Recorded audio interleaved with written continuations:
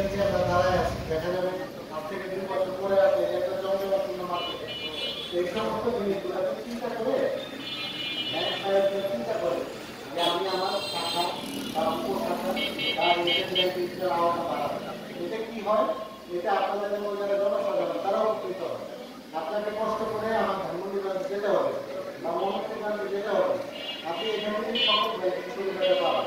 আমাদের যে এজেন্ট আছে সে আপনাকে গাইড করবে অ্যাকাউন্ট খোলার ব্যাপারে, ডিপোজিটের ব্যাপারে, লোনের ব্যাপারে, বিদেশ থেকে যদি টাকা পাঠায় আপনার আত্মীয় স্বজনরা ফেরতটা কিভাবে কি করতে হবে সকল সমাধান আপনি পাবেন আমাদের এই কোনো প্রতিনিধির মাধ্যমে।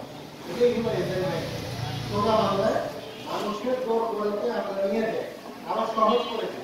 যেখানে শাখা দিতে পারছি না, অল্প শাখা দিতে পারছি না, সেখানে আমরা এজেন্ট আমাদের এই এজেন্ট দেওয়ার এখানে এই জায়গাটা আমরা ভায়াবল মনে করেছি, উপযোগী মনে করেছি বলে গিয়ে এখানে আপনাদের সবার সহযোগিতা করছি। যারা ব্যবসায়ী ভাইরা আছেন বা জনসাধারণ হিসেবে যারা আছেন তারা সবাই আগে আসবেন। আমাদের এই এজেন্টের মাধ্যমে আপনাদের অ্যাকাউন্ট খুলবে, আমাদের সাহায্য সহযোগিতা দেবে, আপনাদের সাহায্য সহযোগিতা করবে।